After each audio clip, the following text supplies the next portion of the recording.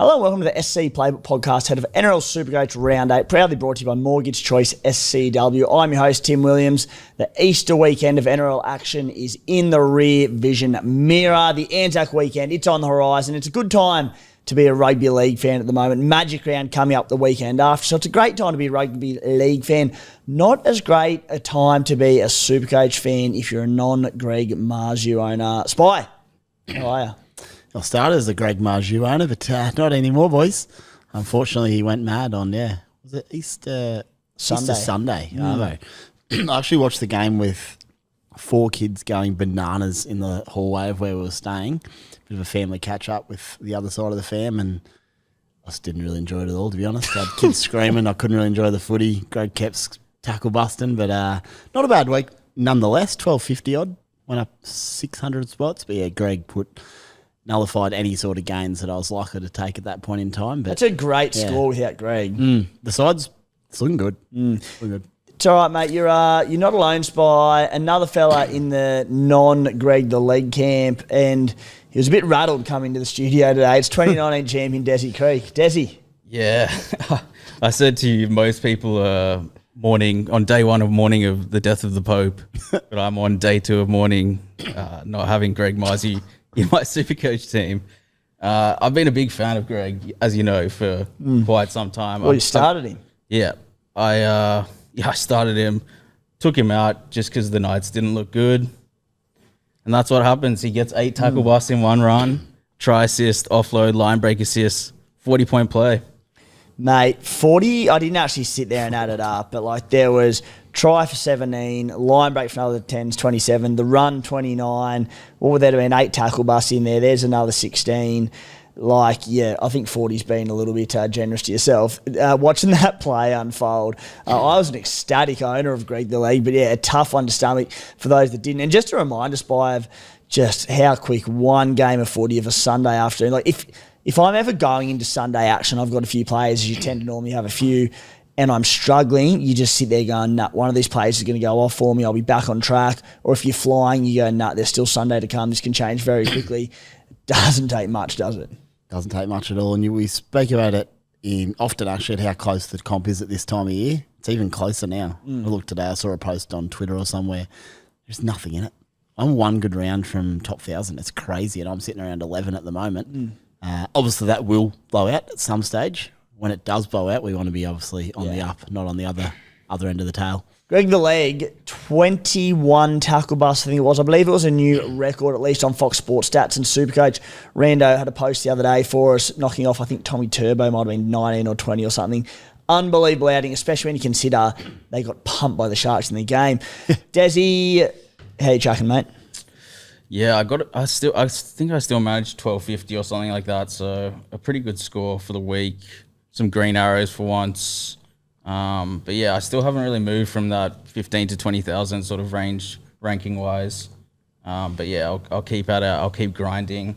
Had a few things not go my way, like bringing in Reece Walsh and Harry Grant, who both just hit the deck. So the Grant one hurt who you brought in week before last. He was starting to look good as well.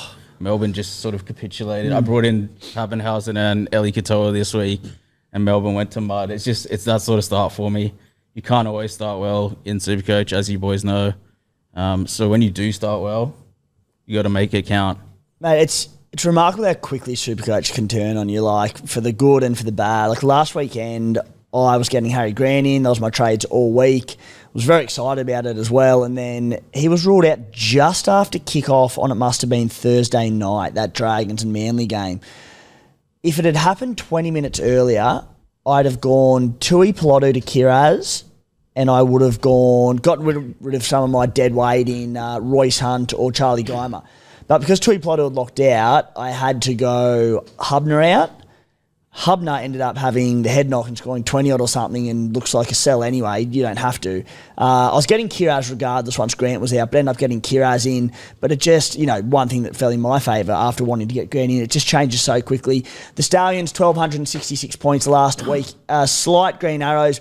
into 3,300th overall. So tracking nicely. Hopefully continue a third week in a row of some green arrows with a bit of luck in round 8.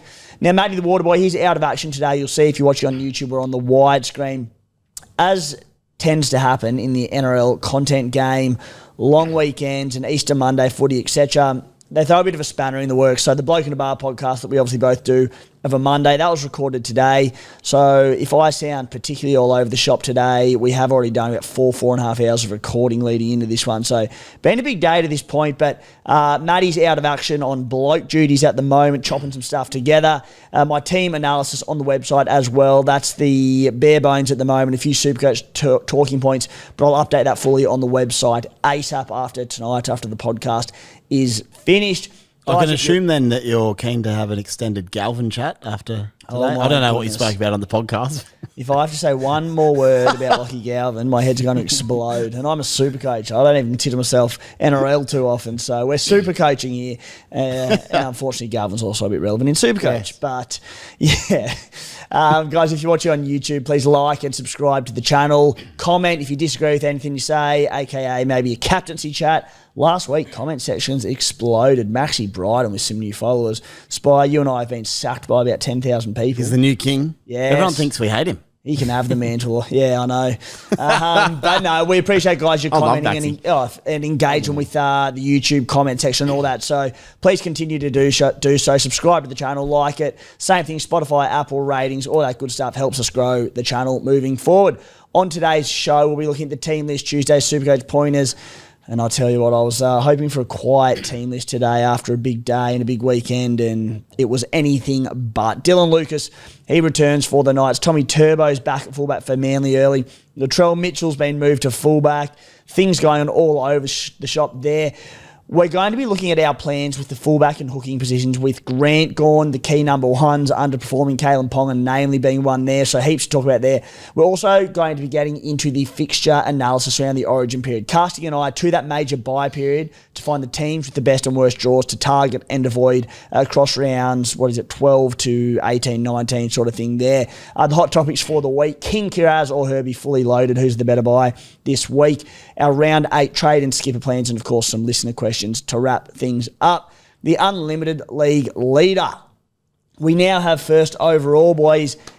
Elroy Foghorn, coached by Luke. He's first overall in Supercoach. Get a load of this, Spy. We currently have the top 5 overall ranked teams in Supercoach in our league and 17 of the top 20. Up the book and up the Foghorn. Up the Foghorn. Bring it home, mate. The Met Goats, coached by Stephen. He topped the week with 1,477 points. He's also 137th overall. So good things happening in there. The league code 434727. $1,000 in cash up for grabs to the winner. That closes at the start of round 10. Magic round, finally. Meeting up 3 p.m. Friday, Caxton Hotel car park. If you're at Magic Round, you listen to the podcast, you want to come along and say good day to the SC Playbook community, to Spy, Clem, Desi, Rando, whoever else will be there. It's going to be a cracking afternoon and getting everyone together. I mean, you're probably going to be at the Caxton car park anyway, so not too much to worry about there. But yeah, if you do want to come and say good day and have a beer with us, please do so. 3 p.m. in the car park on Friday. Lucky last, for less than $2 a week, you can get the SC Playbook subscription premium offering on the website. You know what it offers, I tell you every week. So if it's taken your interest, jump to scplaybook.com.au to help support SC Playbook and the platform that we put together for you each season. Enough out of me, I'm sick of talking. Team List Tuesday. Reece Walsh is out. Dez Creek, disappointing for you. Selwyn Cobbo in at fullback at 474k with a break-even of 83. Walsh gone. We'll get to fullback soon, but yeah, Selwyn Cobbo, an interesting watch at fullback. Yeah, yes and no. I don't know if Walsh out is a blessing or a curse for my Supercoach team. We'll hope it's a blessing. Cobbo at fullback. I've seen a bit of him at fullback. He kind of does the Greg Inglis. He can bust a few more tackles there. Gets a bit more space. So. Yeah, he could be something there. We'll have to wait and see whether he's busting 10 tackles a game, kind of Joey Manu style, or he's just going to, truck along, and it probably takes down his upside a little bit. I'm not sure. But yeah, we'll find out. What are your thoughts, Spy? For me, he just doesn't seem fully fit to me. I think if it was fit, firing in form, I'd love to get a piece of him at fullback. You know, as you said, Desi tackle busting, lots of carries. I just don't really know where he's at this stage of his career. He's just in a little window where I'm just not sure where he's headed because we know how good he can be. So the short answer to that is I'm very happy to have a look at him this week, see how he looks at fullback. And obviously you want to try and jump on these things before everyone else does, but I just don't know if I've got the faith to do it with Selwyn at this stage. Well, the doggies this week, you know, the best defence in the NRL. There's no need to, with a break-even of 83 as well. It's a great week to get a look at Suncorp. And yeah, without any sort of major price rises, if any, probably not any.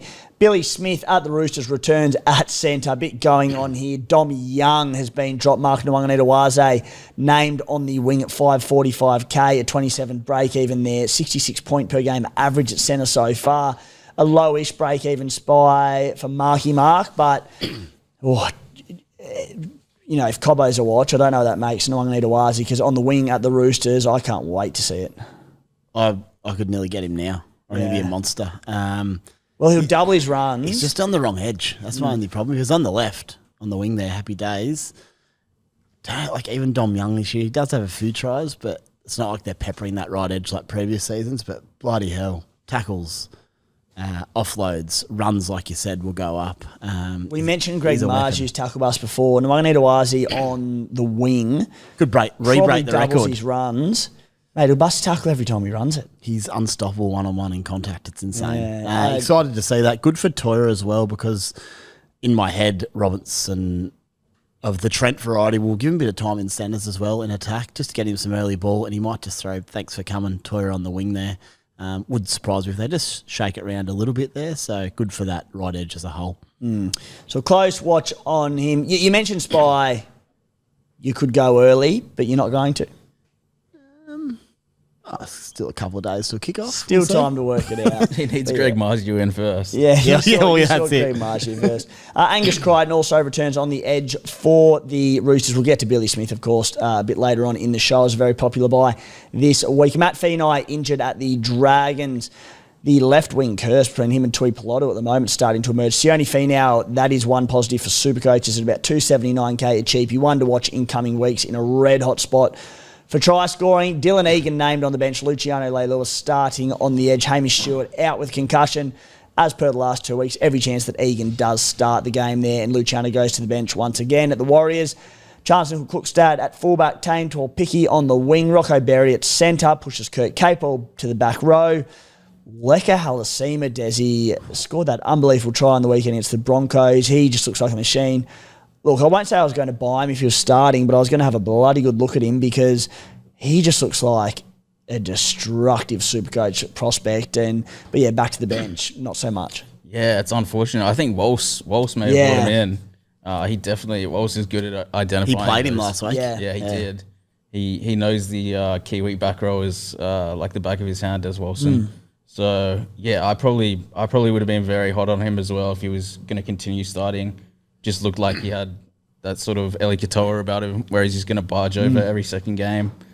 So yeah, that's unfortunate. Serious buy prospect if he does end up starting again, but off the bench, it's a bit of an awkward one there.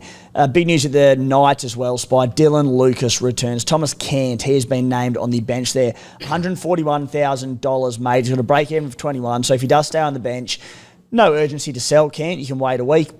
Probably 2 weeks would be too much, pennies minutes. But what are your thoughts here? Perfect week to just hold on to Thomas Cant, who I own. Chance he could play in the middle or something. Could start, who knows. And Dylan Lucas just off a hemi. Would love to buy him straight back, but also ideally just wait a week or two with hemis if you can. Yeah. If you're already happy with your centres and you wait a week or two. Did I put Dylan Lucas in my top 5 of my boys or not? I think we had this conversation, your boys. We've had it about the last 4 weeks in a row, but you, 5 was open. We were sitting here last week, and you asked the same thing. You said, "Is Dylan Lucas in it? Because if he's not, he's my 5th one." Like, they're your boys, mate. You got to tell us. I can't remember. Week seems like a long time ago. Well, so if I haven't penciled him yet, that's good to hear. Well, your homework over the next week is to work out if Dylan Lucas is in your boys and where he lands. And if he's already in there and there's 4, you've got to find out who the 5th is for us by this time next week. All right. Consider it potentially done. But yeah, Dylan Lucas, I think, came back from the hammy. no need to probably go this week. The break-even is probably relatively low, but see how he comes back. The other thing is, like, do they reduce minutes a bit on return? Does he play 50 and Kent comes in and plays 30 on the edge? Definitely could. Keep an eye on that one. Just quickly, Desi, should I next week, should I come on and just go, is he in my top 5 boys? But straight face, so his head could explode. Yeah. It'll be your head will explode. It'll be the last SC Playbook podcast you ever do. Carry on. Nick Meaney returns at centre for the Melbourne Storm. Jack Howarth out injured. The big one, Desi, who kicks goals? I'd say Pappenhausen. He's just kicking him well. I don't think he really missed. He hasn't missed the last 2 or 3 weeks. So I'd be surprised if Meaney came back and got it straight away. So as we said, it was a jaw injury, so not a leg injury. So probably increases his chances, but Paps is just striking him well. Why would you take it off? I'm thinking 60-40 Paps way. Only risk is that you can remove Paps from any sort of injury risk aggravation. And Meaney does hit him well. I think he's high 70s, but Pappy's an utter gun. So, man, I need to make a decision. I don't know. It's almost like you want him kicking, so he's like doing something, so he stays locked in. Maybe. I think it helps his game for sure. I think it does them losing by 20 helps because there's no room for complacency. But gee, I'd love to see him keep kicking because I don't want to sell Pappy. I would be stunned if he did. Like, he is just hitting him straight as an arrow. 3 from 4 last week, 7 from 7 the week before against the Warriors. Like, I think Meaney, correct me if I'm wrong, but took over the kicking whenever he did because Pappy had these injury concerns. Yep, that's it. And he also kicked 6 from 6 the week before on his return. So he's 16 from 17 roughly since coming back. I don't think he would give them up. And look, even if he did, Pappenhausen, he's still not leaving my team anytime soon. I'm absolutely holding on to him. But yes, huge for your Supercoach prospects to state the obvious. Latrell Mitchell at fullback for the South Sydney Rabbitohs. Jai Gray to the bench. We'll talk about Latrell shortly. Ewan Aitken moves to the second row. Jai Arrow to the middle. Lachlan Hubner out with concussion. Jeremiah Nanai starting for the Cowboys in the back row.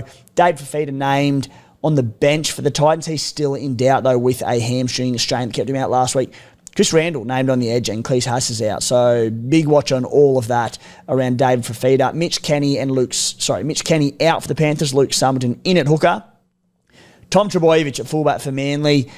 Lehigh Opawade on the wing. I know Desi's already getting excited about the prospect of Turbo saving his season. We'll get to Turbo a little bit later.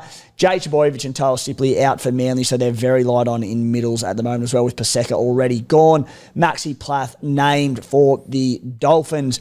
Left the field early in that game on the weekend. Still in doubt for this week, but cleared of any serious injury, so good news for Maxi Plath. Lockie Galvin returns at 5'8" for the Tigers. Adam Dewey to centre. Still no sign of Latu Finey, though, is the big one there. And the big one from Mwene Hiroti, owners who scored a late try to bolster his score on the weekend. No sign of KL Iro. How good? That was the same bloody game. Hiroti scoring as well. Yeah. Those last 10 minutes were not kind to a few of us. It'd be nice, boys, just to watch Turbo without any Supercoach implications. I just want to watch him play. I want him to do well. Don't own him, so I don't have to stress about it. Just hope he can just kill it. Don't need to watch and stress him about getting injured every 3 seconds. I can't imagine anyone out there will be buying this week. If they do, good luck to them, but it won't be enough to panic about. Won't it be nice? It's going to be a pleasure. Yeah. Absolute pleasure. Anyway. Boys, time for some fixture analysis. Looking ahead to the major bye period across the state of origin period, we have a terrific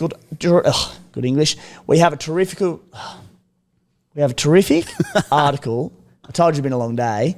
Up on the SC Playbook website from SC Playbook contributor Jay Schubert. All the info that we're about to talk about is in there, so go and check it out. There's graphs, there's details, there's players to target, all sorts of things. Go check it out, top of the SC Playbook website at the moment. But boys, basically what this is, and especially for those a little bit new to NRL Supercoach that don't have time to do buy planning, have never done it before, don't know what it is, etc. Basically from the period from round 12 to round 19 across state of origin, there's multiple teams on buys most weeks, as opposed to the one team on a buy at the moment. So it basically breaks down into 2 parts. Major and mini buy rounds. The major buy rounds this season are around 12, 15 and 18. That's a round earlier than the last few seasons. Not that changes anything.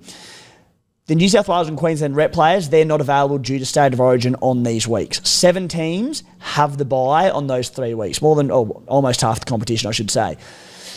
Only your best, this is the big one, only your best 13 scoring players in those 3 weeks will go towards your round score. So if you have 17 scorers in your team that are on deck and available, only the top 13 best scores will count. So keep that in mind. In terms of the mini bye rounds 13, 16 and 19, the 3 weeks post State of Origin and post those major bye weeks. On those 3 weeks, 3 teams in the competition have the bye that week. It's a normal Supercoach scoring round though, so you have your 18 players, your flex and your top 17 count, etc. On these rounds, there's a high potential for rep players to be rested or play reduced minutes, and often these are harder to navigate than the major byes. Now, boys, before I throw to you, the teams with the best draws, the Knights and the Cowboys, they play 2 of the 3 major bye rounds each and all the mini ones. Do note the Cowboys do miss round 12, the first major bye round, as this all kicks off.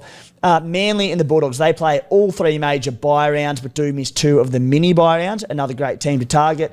The teams with the worst bye schedule across that period, the Broncos, Storm, Tigers, Eels, Panthers, Warriors and Titans, they all miss 2 major bye rounds. Desi, I'll throw to you firstly, mate. Plays to target, namely from the teams that I've mentioned with the great schedules. Who are the ones that have caught your eye? And Greg Margie is probably one of them as a non-owner at the moment that you go, all right, I think I want to own, or they're must-haves because of this great schedule. Yeah, Marziu's at the top of the list for me straight away. Number 1. I can't believe his ownership is what it is. It should be much higher than that. I think it will go up a significant chunk over the next 3 to 4 weeks. He's got such good base. Just going to score 50 to 60 most weeks without any attacking stats. So yeah, he's number 1. Number 2 is going to be Dylan Lucas as well. As soon as he comes back in, he's just got that enormous engine with upside potential as well. Newcastle, they're not playing great, but eventually they will start scoring tries. They can't have this big of a lull for this long. They've got too many good attacking players like Ponga there, who can just turn it on whenever. So I think from Newcastle, you'd probably want Fletcher Sharp as well. He's another guy who's somehow scoring well. He's scoring like 60 to 70 average in a losing team, a team that's getting crunched. And he just seems to be in the right place at the right time to get the ball. He's really good at following up line breaks and that sort of thing. And he's busting tackles like no tomorrow. So I think those are the 3 guys I would target from Newcastle. For the Cowboys, not so much. I think Purdue's 1. But if you don't already have him, it would be kind of hard to bring him in now because he's going to be up to 600K after this week. So Drinkwater at fullback, it's between him and Teddy because the Roosters and the Cowboys have the best draws. So yeah, so the Roosters, I forgot to mention them, but the Roosters have 2 byes during that period, but they actually don't fall on any of those major or mini buys. So they're actually standalone buys in round 14 and 17. So the Roosters also very relevant, Desi. Yeah. So Marky Mark comes into contention as well. He's a big one. And Billy Smith as well, if you don't own them. So they're good pickups. I'll be looking to bring in probably all 5 of those guys that I've just named over the next month. And that just gives you really solid 5 guys that you can just hold over the next 2-3 months of Supercoach and know that they're going to get you points, like a good overall amount of points. They won't necessarily average the highest, but they're going to play a lot of games and it's going to add up cumulatively. So yeah, those are the guys I'm looking at so far. Yeah, very good, mate. Fletcher Sharp's the other one that comes to mind to me from the Knights that I just want to pull the trigger on at some point, and especially with Ponga more than likely out of action during the Origin period as well on major bye weeks and potentially minis, depending if they want to back him up or not. Fletcher Sharp will probably play a bigger role in attack, and he's scoring well in a side that can't score points. So if they can click a little bit, he's tempting Fletcher Sharp. Spy, on the flip side, mate, we look at the Origin players and the ones that it tends to, the Origin players that they tend to come from the sides with the best Supercoach draws over this period because they will miss on those weeks when their team's playing. So who are the players that have, from Origin selection, that's likely to come who you want to avoid? Yeah, so you mentioned the Sydney Roosters, boys. Really interesting this year. So anyone not playing Origin has pretty good bye coverage because should be able to cover them off in their rounds where they have the single bye. However, if you do make Origin for between rounds, I think 12 and 18, any Origin players will play a maximum of 2 games across those 7 weeks, just the way it falls, because they'll miss Origin 1, 2, 3 times. Then they'll have 2 byes outside of Origin. That's 5 games missed at least. The 2 games they actually play are backing up from Origin as well. So absolute line through any Roosters players who are playing Origin, which could be Watson, Angus Crichton, Tedesco if he makes it. Now, it's still a month away, so don't panic now. And if you want to get them in or you already own them, no dramas, but just be aware you may need to sell them on. It's fine if you own Crichton, Watson, etc. And look, I mean, we'll get to hookers shortly, but Connor Watson's the second most traded in player this week. From round, I think, 10 onwards, he misses a minimum 6 of 9 games of footy.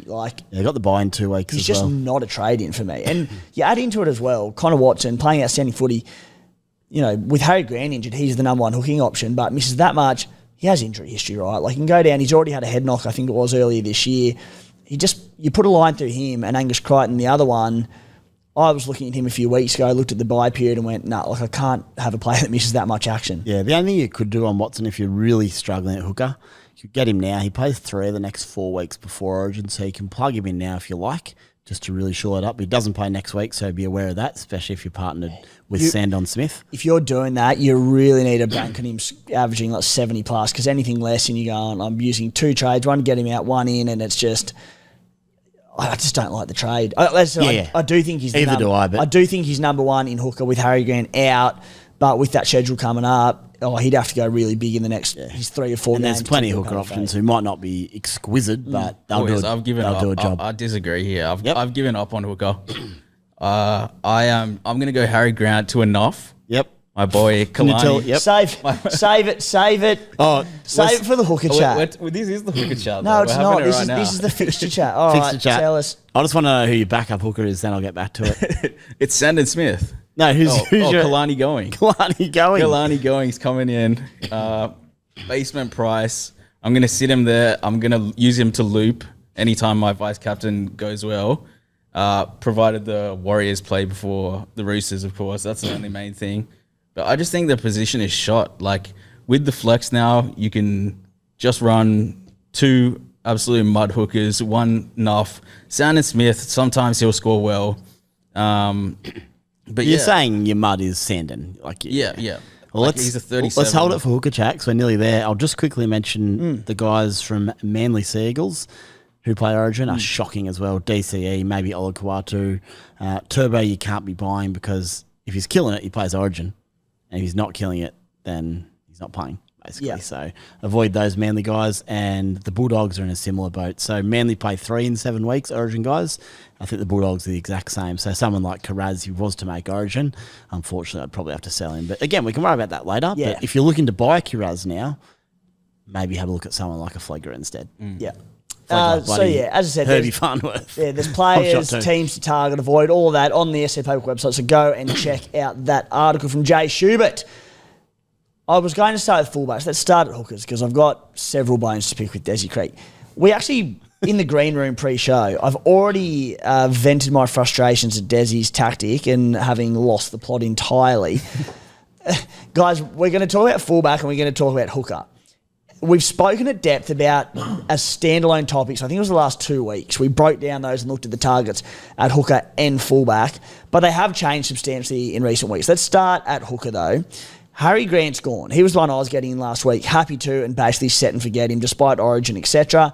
Connor Watson, as I said, misses a minimum 6 of 9 games from round 10 to 18. Desi, go back to your Kalane going plan. So... Your top 13 only play in the buys anyway. What are the odds it's going to come from hooker? There's guys not doing anything in hooker. There's no upside there. Barely. I don't think anyone's even cracked 100 at hooker this season. Maybe one person. They're all scoring 30, 40, 50 each week. Is that going to be in your top 13 plays during the buy rounds? That's only 3 rounds. You can just sacrifice the position. You can just do it. What about the other rounds, though? Well, when Harry's back, I'll get him. It's as simple as that. When he's back in. So on the non-top 13 player rounds, you'll have Sandon. I'm either looping with going if my vice captain goes well, or I chuck in Sandon Smith and he gets. Sandon does play 40. basically every week, so you might just get away with it. Yeah. And if he goes shit, he drops out in the flex. Sandon Smith, Desi, will miss round 10, round 14, round 17. So there's a minimum of 3 weeks where you don't have a hooker in your team. Oh, they play those bye weeks where you need a hooker, so yeah, you bug it again. So the weeks that Sandon's off, you're going to need a hooker. Or you're straight throwing. You don't need a hooker, that's what I'm saying. You're throwing a 0 out immediately. So if any other players go low, you have to get their score. Early head knock, cop their score. Broken leg for someone, hopefully not. Sandon gets a head knock, misses the next week. Desi doesn't have a hooker or an extra player that it's risky. Obviously, I'm not advising people out there to do it. I'm just saying it's a new way that you can potentially play the game. Riley Smith, 70k more. If I was in the top 1,000 already or something like that, I wouldn't be doing this. A bit of a rogue catch up. I'm trying to catch up by doing something different because. Yeah, well, the way the game's structured now, you can do something like this and get away with it. Why not Riley Smith, who should at least punch a 30-40? With upside, because he just played 80 for the first time. All right, I'll bring in Riley Smith for you. Yeah, sure. That's fine. Who was your other option? At hooker? Kalani going. Desi Creek's 2025 Supercoach season. Going. Go! Hey, mate, you never know. You got to get Smith, though. At least you have a hooker on those other weeks then. There must be someone else you can loop with as well. You need a hooker backup, so to be Riley Smith, it's the same philosophy. You don't need a hooker backup, but yeah, we'll see. You do if you own Sandon. Yeah, you do if you own Sandon. I might do it just to spite you now. Oh my goodness, Desi Creek. We still want to finish top league, mate. So just yeah. Team first. I'll still be above you by season's end. I'm not going that rogue. Don't make me do an Insta post about you, Desi. All right, let's talk about the hooker position though, Spy. What does your team look like at the moment around hooker, and what are your plans? All right, my team at the moment has Starling from the Canberra Raiders, averaging 59.9. The issue is Owen Paddy comes on anywhere between the 50th and 60th minute most weeks, especially recently, so he's hard to trust. 50th and 65, I reckon. I feel like Starlo either plays anywhere from that late 50s to 65 minutes. Yeah, so he got 28 on the weekend, but excuse me, before that he'd been absolutely killing it. I've got Sandon Smith as well, so I was going to go Connor Watson until I had a look at that origin period and realised it's basically a waste of time. So I think I'm just going to stick with Starling at the moment. There are a few options though, maybe a couple of the Cronulla boys. So before we get on to options, I was going Grant, that fell through, thankfully, prior to me getting him in. Well, he was traded into my team, I had to reverse it. But I went Starling to, it was actually Cleary, and I went Sandon Smith back up to hooker. That was a couple of weeks ago, so that all made sense. If you own Tommy Starling, I know he scored 28 on the weekend, with the lack of options, like he's averaging 59 this season, I think you just hold on to him indefinitely till someone says pick me, or whatever it might be. I currently have Sandon Smith and Riley Smith. I don't love any of the options. I'm just going to run the combo and play one of them each week. Yeah, and back to Desi's point, in a slightly less rogue manner, if Starling does get 28 like last weekend, that dropped out anyway. If the rest of your side's quite strong, it's not 0 dropping out, it's a 28 dropping out, and he still has potential to score. So, yeah, Starling for the moment is a hold. Sandon Smith has had, his lowest score this season was 20 in round 3 against the Warriors. That would have dropped out probably for most people, unless it was the Cleary week when he had the head knock, which it may have been, in which case he would have been playing his 20. His lowest score after that was a 37. That was last week against Penrith again. So he would have been in people's 17 every week, barring round 3. So your hooker would be in your 17. Yeah, he's going all right. It's an interesting one. And I'd love to upgrade Starling just on that minutes trust and the fact he probably relies on some attack just to get a decent score. But he keeps doing it. And like you said, there's not many other options. No one's shouting out. Let's talk about those options. And I'll run through the hookers with the highest averages so far. So we've spoken about Connor Watson, who I think we're all in agreement that with Harry Grant out, he's the number one option if it wasn't for that draw. I'm going nowhere near him. If you want to get him, good luck. Wade Egan, 65 average. He's a smoky one. He's at 606k though, a 42 on the weekend. Then there's Tommy Starling. He's a 59 average. Cam McInnes, 58 average. Blake Brayley, 57 average. Maxi Plath, he's a 57 average. He's an option, particularly And when he has the 15 in the rolling average, but especially with Harry Grant injured now, he's right in that origin frame as well, becomes a concern. Jeremy Marshall-King, when he gets back on deck, maybe. Mamazelos is a 53 average.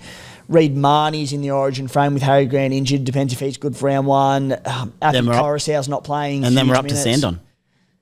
Then we're up to Sandon Smith, who we already own. So it's like, who's better than him? All right, so hypothetical for those who don't have the patience with Sandon or Starling like us, Spy, and I get it. If you sit there and go, I don't like the minutes or the risk of the low scores, who? It's either Cronulla boy, McInnes or Brayley. Don't mind in this position just grabbing a McInnes who seems to get 55 to 58 nearly every week and does have an 80-odd in him. It's very reliable in a tough spot, whereas Brayley relies more on attack, and he's got 20, 30s in him as well. I'd probably just grab McInnes, to be honest. Cameron McInnes tackle his butt off all day. Hasn't scored under 51 this season. He scored between 51 and 61 in all bar one game. And the 82 that he scored against the Doggies, no major attacking stats. So he's had no attacking stats, including a line break or line break assist the whole year. So if he gets one, you add on 20 or 30. Plays 2 of the 3 major bye rounds. He misses that round 13 and round 18 mini bye. Just the round 13 mini bye. And so the schedule's pretty good. It could be him. Just a solid pickup. Then he'll end up in Origin. And then he'll get picked in the Blues.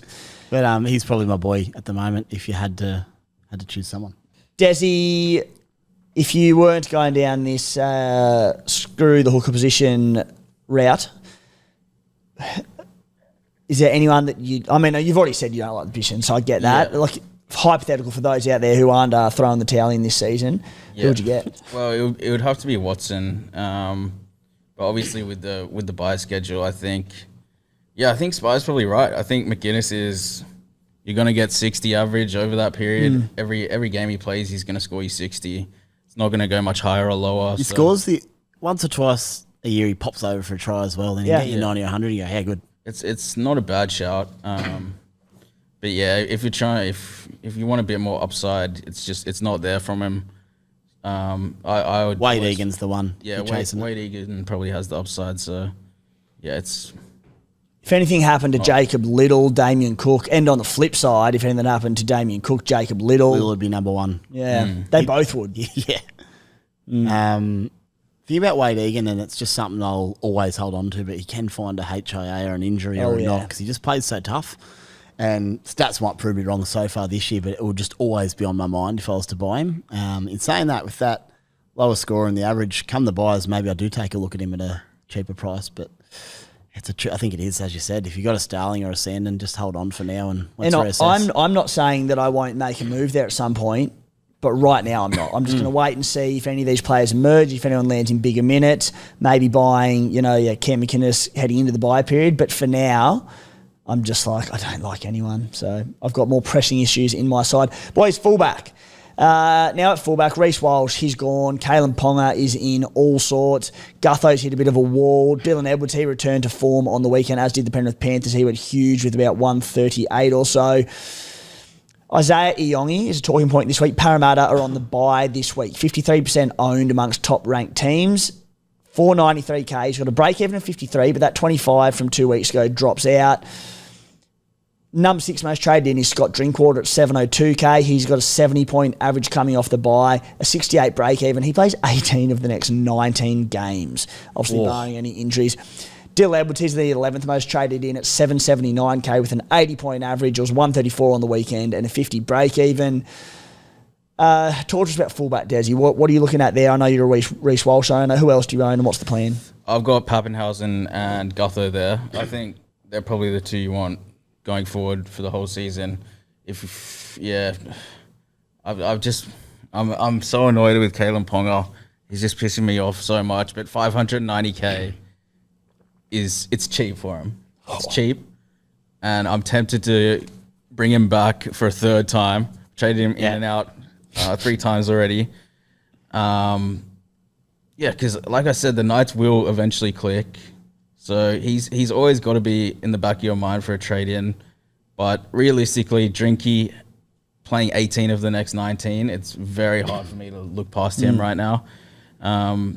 hasn't done much in attack. Like, he hasn't blazed away yet. A couple of tries and assists here and there. The goal kicking's increased his floor quite a bit. He's getting 70s most games. He's going to have that sort of breakout period where he goes on a run. It could be over the next month. Titans is a good game for him. I expect him to go on that sort of run sooner or later and score 400 points over a month. But Tedesco could do the same thing. And if I'm really am going to go to Kalani going at hooker, I've got the money to just go straight to Jimmy Tedesco, the tried and true. If he doesn't play Origin, he'll be the top scoring fullback through that period by a mile, and he's only 9% ownership, which is just ridiculous. And he likes playing the Dragons as well. He likes this fixture a lot, does Jimmy. So the toss up is between Teddy and Drinkwater for mine, who I bring in for Walsh right now. But yeah, it's probably going to have to be Tedesco. If you're serious about getting a good overall ranking, consistent Supercoach play, Teddy's your man. So, Ponga's repping a 3-round average of 38. He's down to 591k, a break-even of 105. He has the Warriors, Rabbitohs, Titans, Eels to come. And then he'll obviously be impacted by the Origin period. The Knights don't have a bye till round 18, but if he's picked for the Maroons, which he probably will be, he'll miss 12-15. The other factor, boys, with Ponga and why I haven't even considered selling, I won't even say reluctantly, like at the price, I can't see myself doing it. In the past, when he scored poorly, he's nearly always been injured. There's nothing wrong with him. Like, the Knights are just playing poorly. Team and all sorts. Yes, like he's fit and not firing. So I can't sell him at the price and with a decent enough draw to come. Spy, what's your fullback look like and what's the plan? Worth noting on Kalen Ponga, he scored 46 on the weekend. He kicked no goals. He kicked one, but he missed 2. And he had 0 attacking stats. So 46 doing nothing. Pretty damn good. He just looked a bit more lively again. Yeah, he's not doing nothing per se. He's still got his hands on the ball a lot. Yeah, but he did. The previous week was dire straits. It was panic stations. Yeah. I just saw signs on the weekend that I liked. The run is going to improve. So that being said, if I was to pick my current fullbacks from scratch right now, I currently own Ponga. I also own Gutherson and Papenhuyzen. I would have Ponga at 5. I would have Drinkwater at 4, but I really like Drinky. Like, it's a pretty good 4. I think with that amount of games he's going to play, goal kicking, Cowboys I think are just starting to click a little bit after a slightly slower start to the year. Just his goal kicking to add on to what he normally does. It's pretty handy for Drinky, and he's a good kicker as well. I would have Gutho at 3. There's a bit of panic around Gutho, but I'm really happy as an owner. I think he's doing a fantastic job. There's another big score or 2 around the corner soon. Who's panicking? Oh, it's on social media, mate. Everywhere, yeah. Around who? He's averaging Gutherson. 91. Mate, there's been a lot. There was a lot of Gutho questions about do we sell before the price plummets? Yeah, again, like if Latrell and these blokes were crushing it, you might have to, might need to, but at the moment, no dramas there. I haven't mentioned Trell before I go to my top 2 because he's back at fullback, but he has... We spoke about it before in the green room, Timo. 3 games or something, then Origin, then will he back up? I mean, he could miss Origin. So but, he's 7. He won't. What did you just say? What's your mouth out? It's happened before. It killed me. He's my first Origin. pick. Yeah, but there was shit going on back then. He's 763k with a break even of 146 going into Melbourne, coming off a loss, Melbourne, at Amy Park. Like, you couldn't buy him this week, but he could be sub 700k next week. He then goes Newcastle at Suncorp, then the Broncos in Sydney, then the Tigers at Campbelltown, then it's the Origin period. The question with Latrell is, like, he'd get 3 pretty good games at fullback at a good price where he can do damage. We know that. He can. Coming back from these hamstring issues that he's had, those mini buy-outs, the ones coming off the Origin games, on quick backups, A, does Latrell back up? Possibly not. B, if he does back up, you'd think he backs up at centre, not fullback, and they play dry grey there because they won't want big workload in him. Oh, it's tempting. Just makes it hard to buy him, but could be a super pod for the next 3 or 4 weeks. If you're flush with cash, get him this week. Melbourne have a few outs still. Down at Amy. I wouldn't have do a it crack. this week. Be bold. Would you get him over Teddy? No. I'm about to get to my top 2. But just quickly on the trail, if you're patient enough to wait a week, and he comes out and looks outstanding against them when everyone's traded a Yongi or Walsh or whoever and their 3 fullbacks are slotted in, not many will be able to get him leading into that Origin period for that stretch. So, like, if you can have the patience... 2 trades for 3 weeks, though, potentially. It's a lot. You're trading a fullback, then you're trading him out for Origin. No, in your words, Spy, you say this all the time, it's one trade because if you're people with Walsh or whoever... It's one additional trade, yes. It's one additional trade. Because you're already going to make that trade. Yeah, if you quote a Supercoach icon, throw your own words back at you. You're right. I'm glad to clear that up. Wise man, whoever said that. Next two. I'm going to assume Pappy is still kicking, Pappenhausen.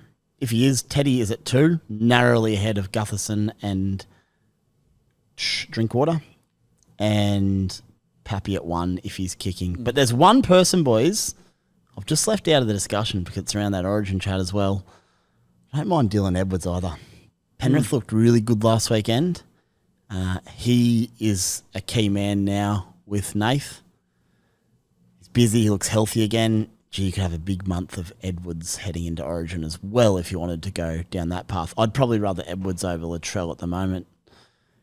It's classic fullback. There's still like 6 good options. The beauty of Edwards as well is that, I mean, 3 weeks. They got the bye in round 11. Yeah. That's the end. But yeah, it's a shame. Because then he'd miss 11, 12.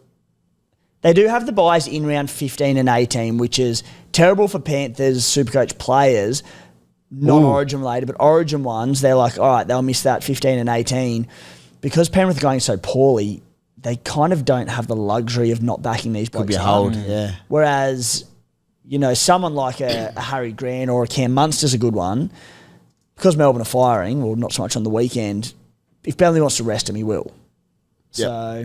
Yeah, just a smoky, boys. But I think there's not much between all of them is the answer. Oh, it's exciting. But I like Teddy a lot. Scott Drinkwater, sort of, when his name first cropped up, I was a bit like, oh, I don't mind him, but don't love him. Looked into his numbers, and low score of 52 this season. After that, it was a 65. He's averaging 70, scoring well. He scored tries in round 1 and 2, hasn't scored since. He scored 78 without a try or try assist against the Bunnies before the bye. Against the Raiders, he scored 76 with only a try assist, 52 against the Broncos with only a try assist. So, yeah, had the goal kicking in. I don't fully entirely trust the Cowboys enough just yet. However, he's scoring well in a side, because I think that the first 2 rounds, from memory, they were real like junk time tries to save his score. They were. But all that being said, mate, they've... Since the base of the Broncos game, they've looked a lot better, the Cowboys, and the draw's good. So they've played extremely good teams. When you look at those 6 games they've had, tough draw. That's 6 top 8 teams they've played essentially, and he's still scoring well. The tries will come. Loves an Origin period, Drinky. Yeah, no, I don't mind it at all.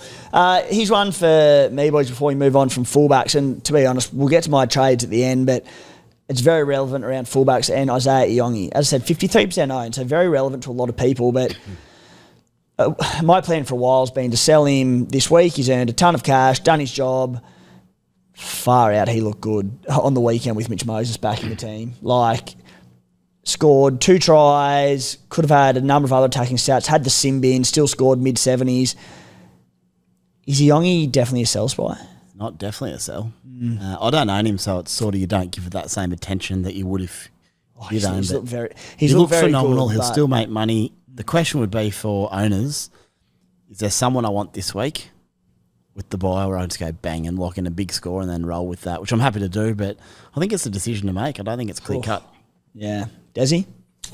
Yeah, I'd reckon maybe hold him another couple of weeks. See how it pans out. See look who's potentially going to get Origin, whether it's going to be Ponga, Teddy, Edwards, etc. And then decide at the last minute. You could easy milk another 100, 150k out of him, and his scores are they're on the up. Yes, he could also have a 3-round average of 25. Saying all that with the fullback options at hand, I'd sell him. That's what I'm leaning to. Getting aggressive. Yep. Attack mode. Doing your Dez Creek and going on the attack. Isn't it more aggressive to hold him sometimes?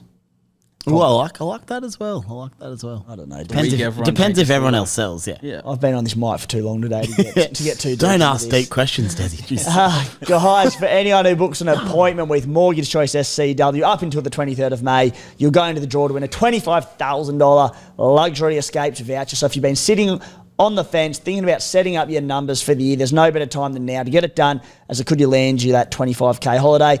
If you're looking at getting into the housing market for the first time, you've got no idea where to start, reach out to Paddy and the team to learn more about turning your dream into a reality. Normally, that'd sting you $129, but mention SC Playbook when you reach out, and it's completely free of charge. To do so, flick the team a message on Instagram at mortgagechoice_SCW, or give them a buzz on 02 9521 1611. Doesn't matter where in Australia you are. Paddy will be at the Caxton in the car park with us at Magic Round. That's huge. I reckon you'll be talking finances with the little fella, Spy. We had a little chat over Insta on the weekend. Did ya? Yeah, we might be chatting finance and then footy and then something else till about 4 a.m, I'd say. Dare say. Well, I saved you $129 on a consult, so yummy beer at Magic Round. I think that means you just owe me a whiskey and we'll call it square. Beauty. Oh, Jesus. All right, Spy. Anything on any Spy talk, things you may have missed for us? Pretty short one, boys. So again, just first one, Sir Nicholas Hines. Oh, God. He's been having... What's this going to be? 50-odd touches per game this season. Well down from last year when he often was in the 70s. Guess how many he had on the weekend? And I believe this was one of their matches I watched with 4 kids screaming. It was the Sunday after. It was a shock. It was so hard to concentrate. I don't want to sound like an idiot, but I watched it relatively closely, and I'm going to say a lot more. I'll go 67. A lot more. And my other question was, he played predominantly left, did he? Is that right? Oh, I never think he did. Because if he did, yeah, but there was a lot more on the left side. He just looked good, but he had 79 touches to Trindle's 50. And he just looked in good positions to me. Every time I looked up, I'm like, yep. And I reckon he was very unlucky not to have... On one of them days where the Sharks get away, which they will, Knights clung on, there was 3 or 4 try assists off short balls he could have had. So really exciting for Nico owners. 79 touches, more time on the left. Just looked a bit more Nico-ish, and that's what we like to see. They had, watching it frustratingly, they had a lot of tries throughout the game that were just... They weren't off the back of these set plays and sweeping movements where he throws the last pass, or Trindle for that matter. It was just like off dummy half. I think Blake Brayley might have got 1 or 2 assists, and just little ones where you're like, oh, this isn't going to plan Supercoach-wise. But scored his mid-60s, so interesting to note. Yeah, good stuff. And the other one, a lot of questions around the try assist that Munster initially got given and then taken away. This was a curly one. Yeah, this one comes in from our man on Facebook, Gus Winfrey. Talk to us, Spy. So I've had another look today. First of all, it was unique. How the try happened, not all tries are the same. Not all tries are just overlap or sweep or tip on. Some things are just a bit different. And this was. It was a little set play. Pappy ran a line. There was basically a decoy to no one. I think it might have been on the inside of Sean Bloor. But either way, Munster threw the cutout ball. So at that point, you'd think he had the try assist. Because no one, it was a good team try. No one did a heap. Sean Bloor then did a little in off the hip no look, which was brilliant. So I thought he might then get it, but then they gave it to Howard. So I went back and had a look. What I think they've deemed is that Howard started in behind Sean Bloor. He didn't start inside him and run a classic sweep, but he started about here and then ran into the space and tipped on. So I think they've just deemed, I think they've just deemed he swept into the space, which is entirely true. Because when I say you have to start on the inside shoulder, I've entirely made that up. I'm just saying if you do start on the inside shoulder, it's definitely a sweep. That doesn't mean starting here isn't a sweep in the scorer's eyes. And if you go back and have a look at it, he starts in behind, runs into that space, creates it and tips on. So they all could have had it. It was one of them ones. They all deserved it. They probably went, shit, we don't know if it was Bloor or Munster, let's just give it to Howard. Yeah, probably. But it was just a unique situation, and I can see what they've done. So all good there. All righty. No blow-ups. There you go. Tricky one. Real tricky one, yeah. Boys, hot topics, not things you may have missed. Most traded in and out players. Number 1, Billy Smith, 317K, 78 point per game average with a negative 56 break even. Desi, is he a must, Billy Smith? Yeah, probably. He probably is. I'm not getting him though. I need Greg the leg more than Billy Smith. It's as simple as that. I just think Muzzy is much more dangerous of a player. Billy Smith, he's gonna get you good buy round coverage with the Roosters, as we said. So he's gonna be probably a hold through. He's not like a negative 56 break even. You take his 150k and run. You hold on to Billy Smith. He's dangerous on that edge. He can beat his man. He's got a nice step on the outside and fend. So he's very playable each week. Yeah, good footballer. He definitely is. But must have? Don't think so. To be fair, and we'll get Spy very shortly, but I don't think there's many at this stage of this season with all the cash flying around and CT Dubs going pretty well. I don't think there's any must-have cheapy CT Dubs. What are you doing, Spy? Initially it was straight in, and then what I want to do this year, last year it happened a bit, we get caught just doing the same thing as everyone. I'm like, this is not helping me, right? Yeah. I'm really happy with my centres. When we get to trade talk, I'll run you through it specifically, but I don't really need him. He's going to make cash. He's a good play, but would I play him any weeks with my current centres? No. Do I need the cash? No. Is he definitely going to make it to the origin period? No, he's not definitely going to. He hasn't strung games together for a long time. So if you've got an obvious downgrade, 100% grab him. Easy, really like it. But if I'm forcing a boost on a trade from a Robert Toyer or a Jenkins or even Tamala, it's like, do I really need to do that? Not really. So I've just targeted 2 upside guys instead of Billy, and save that boost for something else. If he's looking good, like heading into the buy round, say, and he's 500k, we'll grab him still. You still get him, exactly. Yeah. I'm happy to pay 200k more for Billy Smith. Yeah. Knowing he's going to be there, playing, definitely looking good. So just case dependent, really. For me, I just decided I don't think I really need him. Yeah, I'm going him, I reckon, get him into my team. I fully appreciate where you boys are coming from, and unfortunately for Billy Smith, has had a wretched run of injuries over the years. So, like, if he goes down injured in this game or in coming weeks, you sit there and go, all right, we've dodged one there. On the flip side with him, there's the negative 56 break even and the cash in coming, but just the Roosters draw that we spoke about through Origin. As you said, Spy, he has to get there first with his history, but plays all the major and mini buy rounds. So, like, to have that number with the guaranteed cash in coming, gee, that's enticing. If you've got an open trade, like your second trade of the week. I still own Tui Pilotu, so yeah, I do. Yep. And it's your first or second trade of the week and you're not going Tui Pilotu to a gun, then, yeah, I mean, it makes sense, of course. But just, I think there's scenarios where you don't have to force it just because everyone's doing it. If you're happy with your cash intake, how it's all going. But yeah, for certain people, he would be a must-have, but for others, not so much. It's different. As I said, like, all about how your side's structured, your CT Dub structured, and how much money you've had come in, etc. Number 3, Jacob Kiraz, 702k, 73 point per game average. That's with no tries in his first 2 games of the season. A 75 break even. I got him last week. Did you get him in the end, Spy? Bloody oath. Does he? I did not. I will be getting him soon, though. I'm going to put 2 people together here. There's him and Herbie Farmworth, who's the 4th most traded in at 700k with a 73 point per game average, 43 break even. Well, 2 birds, 1 stone. Who would you prefer to buy first, Desi? Kiraz. Yep. Yeah, for sure. I've made some big calls on Kiraz, especially over the last 2 years, that he would be the number 1 sort of centre wing. Last year or the year before, I think the one where he got injured. He just has all the traits you need to be the best. He's got speed, he's got attacking and try scoring ability as well. The Bulldogs are good, but yeah, it's mostly the carries out of his own end that are getting him the points. He's busting tackles, he's offloading, much like Marzu. He's just the prototype of exactly what you want. Plays the 2 of the major buy-ins in round 12 and 15, as the buy-in round 18 and round 13. So it is a good draw, and as a Pommy, obviously not going to be Origin impacted. Both terrific buys. Kiraz, there'll be some threat of Origin, pending what happens and injury-wise and when Brian Toto's back, etc. Shouldn't, but he will be in the frame. He's a bloody good player. But yeah, both great buys, regardless. If I had to get one from this week, well, I was in this situation last week. I got Kiraz, so. Herbie plays the first 2 major buys. And as I said, Kiraz just with that Origin threat. Last week I chose Kiraz, but the closer it gets to Origin, I'd be starting to lean Herbie. Yeah. But I mean, we might want them both. Yeah, I think so. Number 14, most traded in Hudson Young. He's 823k, 85 point per game average, 126 points on the weekend. I think it was the second player in NRL history or ARL history or something, whatever it is. Sorry, rugby league history. It must be NRL, surely. First forward 3 doubles on the trot. Might have been behind Beaver Menzies, who's done it. He's on fire. Behind Beaver, who did it 17 times. Yeah. But Desi, the ship sailed, surely.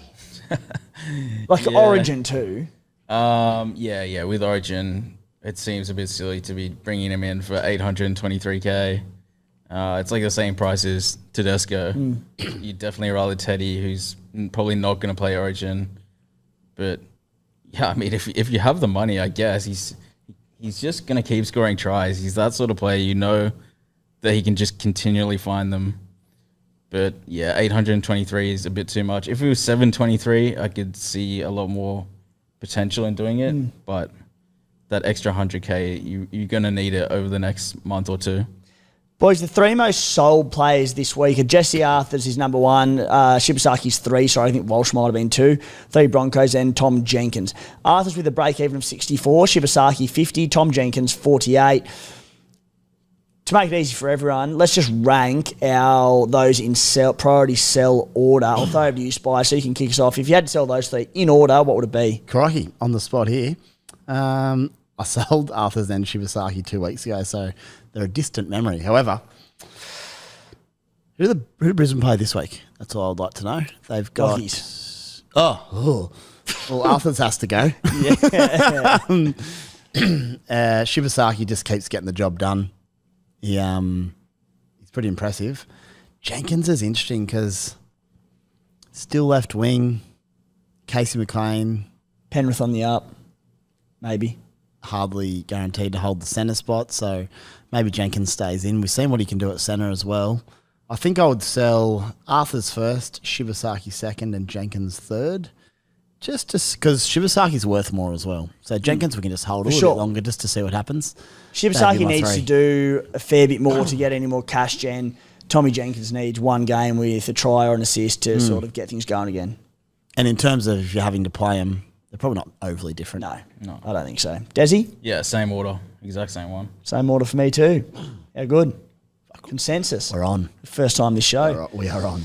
Now, let's move on, boys, to our trade and skipper plans for round 8. Desi, kick us off, mate. Kalane going or coming?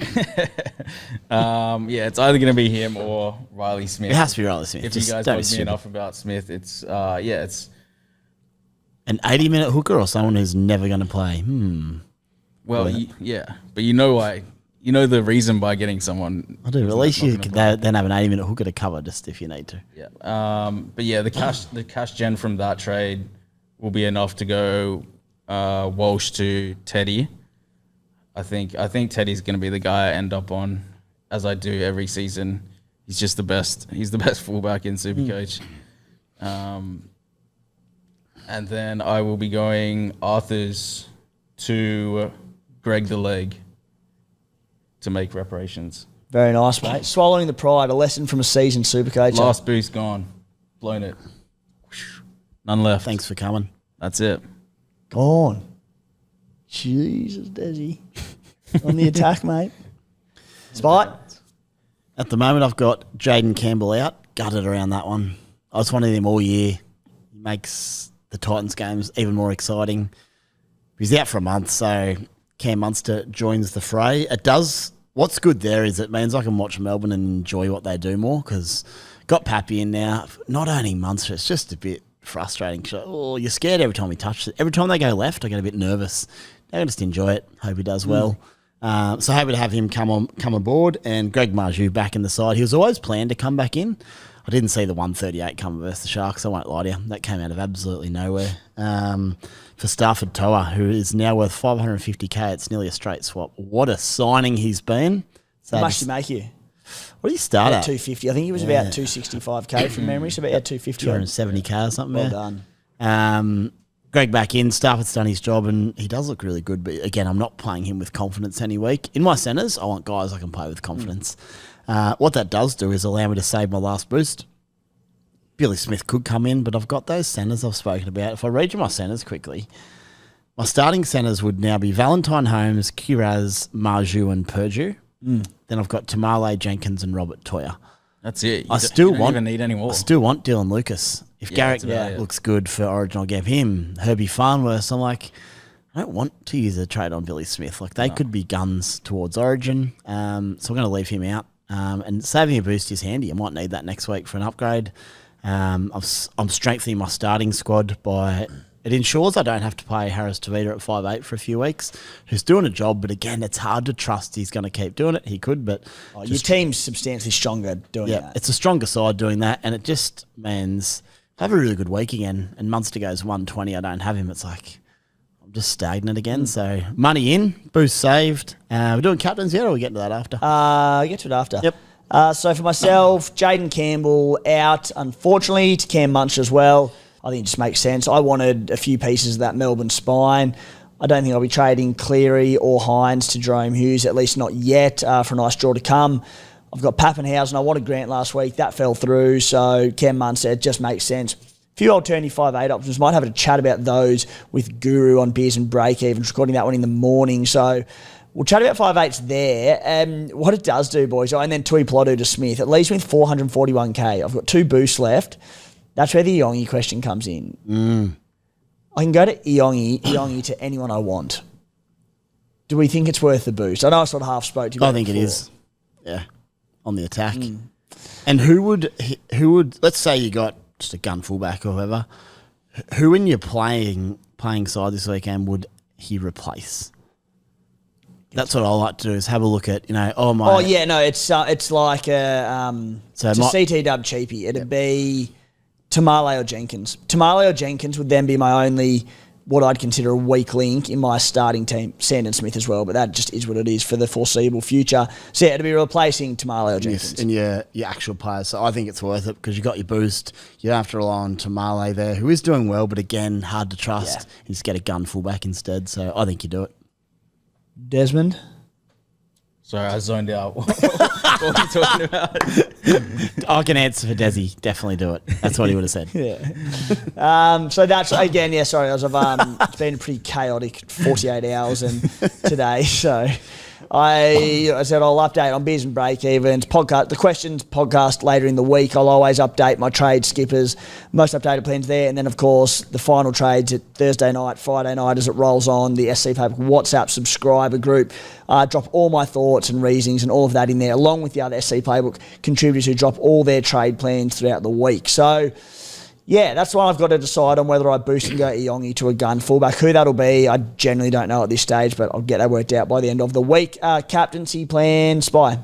Originally was going to go VC Gutho into Pappy, but with Pappy, if we don't know if he's kicking, I don't really want to captain him, just to be sure. So I'd prefer to put the VC on Pappenhausen Friday night. I'm happy to roll it into Terrell May again. He did the job for me on the weekend or yesterday.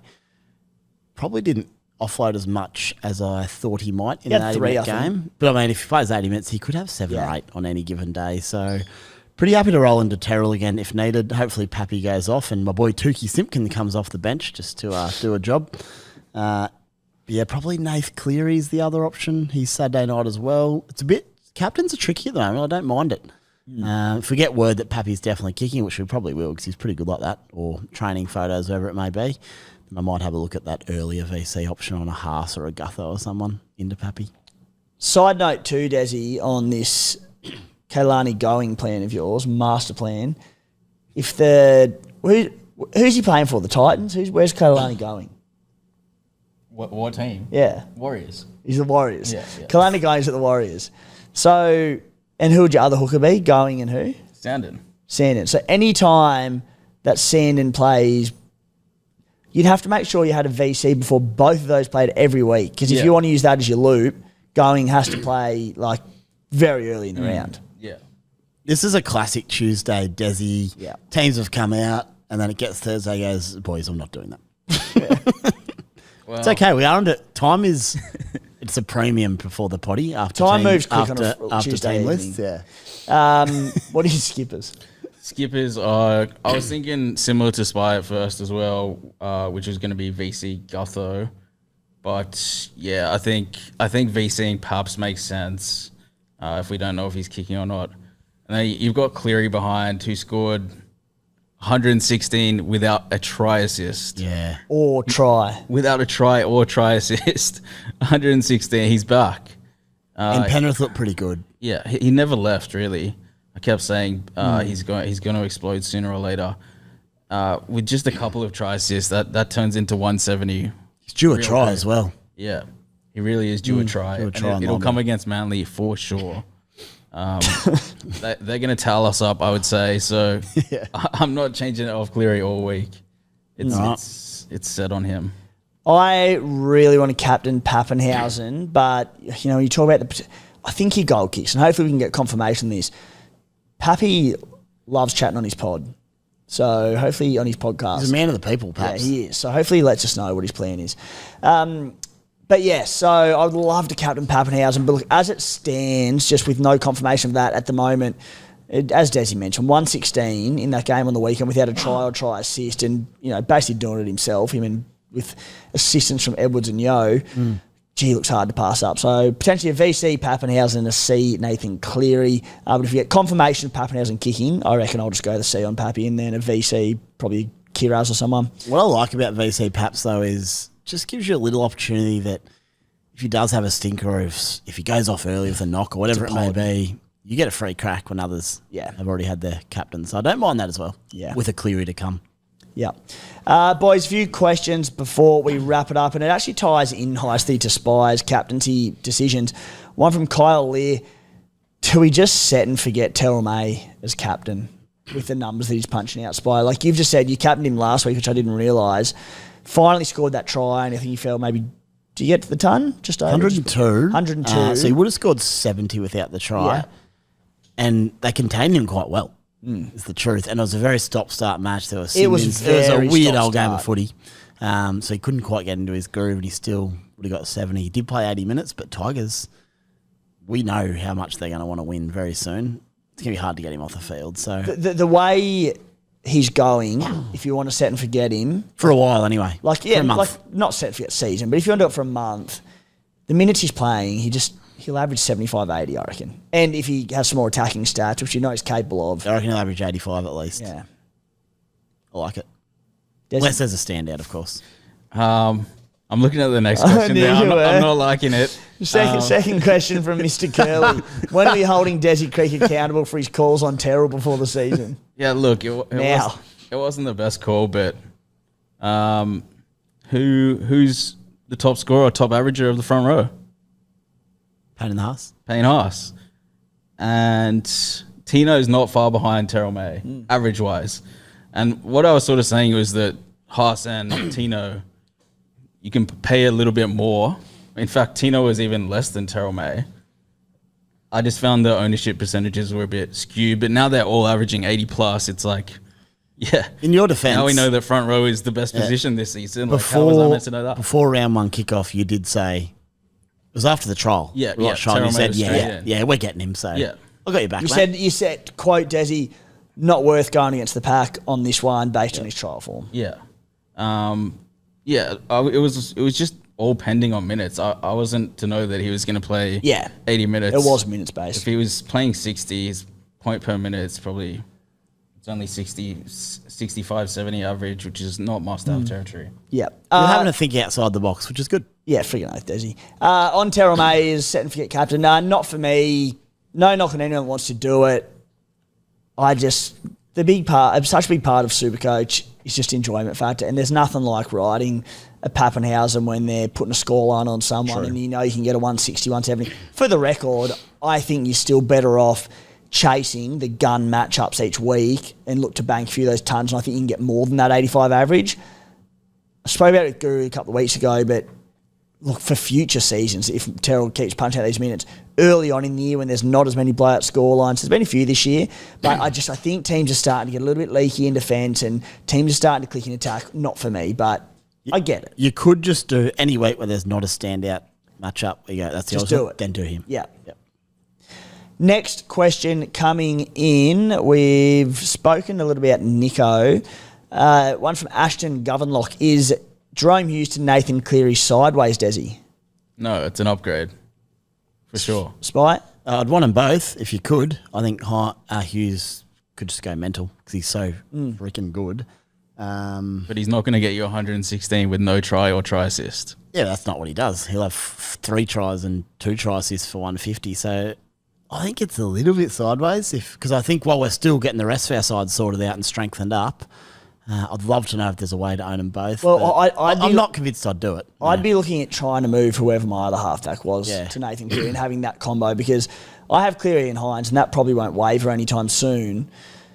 But if I didn't have Hines, I'd love to have Hughes and Cleary. For sure. Hughes could easily outscore Cleary the next couple of weeks. One from Carts, Desi, Corey Horsburgh. Is he a sell? We saw with Matty Nicholson retained his 80 minutes on the weekend with Zach Hosking back. Whether or not that continues, we will see. The Red Dog, his minutes in the last 2 weeks, 48 and 45, a bit down on that sort of 55 to 60 we saw earlier in the year. Hold or sell? For most people, he's a hold. I actually sold him last week to get Eli Katoa, which was an upgrade in my eyes. Didn't pan out that way on the scorecard, but going forward, I think if Horsburgh is not in your top 17, which he's probably slipping out of most people's top 17 right about now, he's a fair sell as long as you're going to an upgrade or you're going to use the cash wisely. You know what you're going to get from Horse. There's not much attacking stats coming. He may barge over for a try like once or twice the whole season, but he's going to get you 60 to 70 points every week. If you don't see that in your top 17, then you can go aggressive and sell him for sure. Close watch this week, I think. Close watch on minutes, but as long as those minutes stay around 50 and 50 plus. I want 50 plus. Under 50, I'll start there. All right. Yeah, you think about it, but just the dual positioning and then with his offload. And you mentioned the lack of attack, but he's got it in him, a try assist and all that because he's got such a good short ball as well. Good short ball, yeah. It'll come. Because the dual, if he was only 2 or only front row forward, maybe, but the dual there with also like Tino in my team, I'm hanging on the Red Dog. Don't necessarily have to play him every week, but geez, he's reliable. That being said, him to Eli Katoa could be on soon. We'll see how it's all going. I don't mind that trade for the record. It is an upgrade. It's just like whether or not people can do it elsewhere. Yep. Question from Peter James. Is Ruben Carrick still a must-have? This is a great one because you two both don't own still. Yep. Why would you? Is he still a must-have or not, Desi? Has your opinion changed at all? No, Garrick will be a must-have. Sooner rather than later. Not yet. He still just doesn't look quite right to me. I think, like I said, that one game was just a massive anomaly. The rest of his scores have just been like standard Ruben Garrick scores. Turbo back a bonus, right? Yeah. I'll be picking him up probably through that Origin period. But yeah, he's definitely in my final 17. He's the top 4 centre wing. Spy, unless you want to convince me otherwise, he's a must, but he's a must. So they've got Penrith this week, then a bye, then the Sharks. He's a must from either round 10 or 11, heading into that Origin period where he plays 12, 15, pencil in for round 11 for me. And if you own him, you can just hold on. Yeah. Next question coming from T. Kun. And this one, Spy... It's relevant to us. Could Jaden Campbell be a hold in a pretty dire 5'8 position, saving a trade there? Probably is the best 5'8 in Supercoach or near enough. Could you hold him through that period if you've got coverage? You could. Depends who your backup is. I've got, for example, Harris Tavita. I'm just not super keen to play Harris Tavita for the next month. He's averaging 50 and he's doing a good job, but he's sort of relying on that try assist each week to come. So I'm very happy to go up to Munster. Yeah. It depends who you have. But he's worth 700k. It's a lot of coin. Syndesmosis, right? So he's like minimum sort of 4 or 5 weeks, I think. I've got Dill Brown, so I don't have a 5'8 this week as it stands. If you're already a Cam Munster owner, maybe, and you had coverage there for next month, but it's a lot of money sitting there. Yeah, or maybe even you just go down to a Latu Fainu or someone who might come in coming weeks, or someone of that cheap ilk. Well, let's talk about Latu Fainu. And then go, boom, massive upgrades there is a elsewhere. question from James, and it said there is a lot of questions around the 5'8 position. Is Latu Fainu an option as a second 5'8? He's only 245k, then can spend the money elsewhere in a lacklustre position, or is there too much uncertainty around him and Galvin's situation, etc.?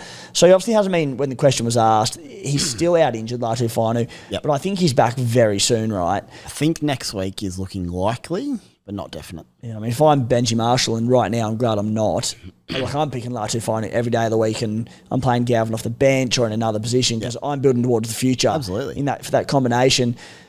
Hypothetical for people that are looking at what they're doing at 5'8" this week. It's wait a week. Do you wait a week, and if Finu comes in and starts at 5'8", which is a huge chance at that price, do you go bang and pick Finu? Could be handy. Don't hate it. But like we'll know a lot more in a week about everything, so I'm just happy to wait a week if you can cover him. Galvin could be a buy at Parramatta next week. I know, right? Who knows? Oh, it's all happening. Jeez. All right, boys, that'll do us for the SC Playbook podcast for NRL Supercoach Round 8. Spite, thank you, mate. Cheers, boys. Desi. Cheers. Cheers. All right, thanks for tuning in, guys, and good luck this weekend.